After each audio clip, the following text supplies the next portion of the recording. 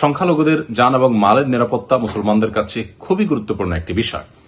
আমি আমাদের সম্মানিত ফলোয়ার্স এবং দেশের সর্বস্তরের মানুষের প্রতি উদাত্ত আহ্বান রাখতে চাই যে আমাদের প্রত্যেকের যার যার এলাকার সংখ্যালঘুদের জান মাল, তাদের বাসাবাড়ি, তাদের স্থাপনা এবং উপাসনালয়গুলো যেন সকল প্রকার হামলা, সকল প্রকার আক্রমণ এবং দুষ্ট চক্রের সকল অনাচার থেকে মুক্ত থাকে, নিরাপদে থাকে, বিষয়ে আমাদের প্রত্যেককে সজাগ দৃষ্টি রাখতে হবে।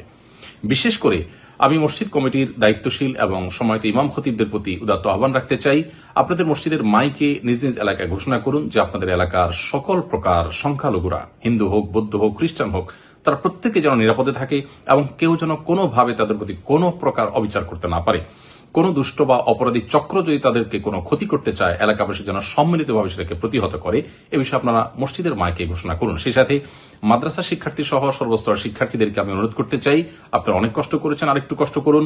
কোনোভাবে সংখ্যালঘুদেরকে অত্যাচার করে, অবিচার করে বা কোনো ধরনের দুর্ঘটনা ঘটিয়ে সেটাকে উদুরপিণ্ডি বুদুর ঘাড়ে চাপানোর অপচেষ্টা যেন কেউ করতে না পারে এবং আমাদের সকলের এই অর্জনকে যেন কেউ ম্লান করতে না পারে, সেবারে আমাদের প্রত্যেককে সজাগ দৃষ্টি রাখতে হবে।